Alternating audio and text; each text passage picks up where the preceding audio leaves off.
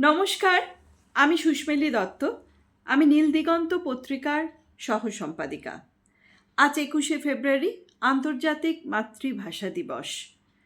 সেই উপলক্ষে আমি আজকের এই দিনে একটি স্বরচিত কবিতার মাধ্যমে শ্রদ্ধা নিবেদন করছি।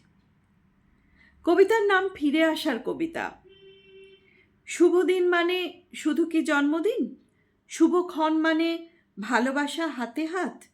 শুভেচ্ছা হোক আশীর্বাদ আর পুজো, ভাবনা চুলোয় ধূত্তেরই প্রতিবাদ। আমরা এখন নতুনের অনুসারী, সহজ যা কিছু পুরনো চুলোয় যাক। কেউ কেউ জানে আমিও তাদের মতো, লড়াই লড়াই বাকি সব বরবাদ। কি এমন ক্ষতি যদি সে রাজার মতো জাঁকিয়ে বসত বাংলার মুখে মুখে? শহীদ সমনে লাশগুলো তরতাজা, মায়ের ছেলেরা দুধ ভাত খেত সুখে। ২১শে সেই দিনগুলো লাল হতে কালচে রক্ত মুছে ফেলি অনায়াস। আমরা এখন বিশ্বায়নের কীট, স্বদেশ বিদেশ সবটাই পরবাস।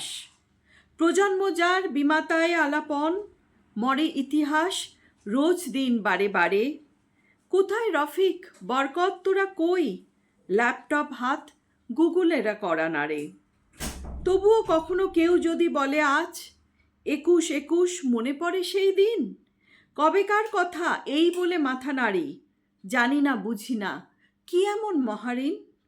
দীর্ঘ দীর্ঘ শ্বাস টেনে পথ চলা, ভুলের প্রাসাদে ইতিহাস চলো গড়ি।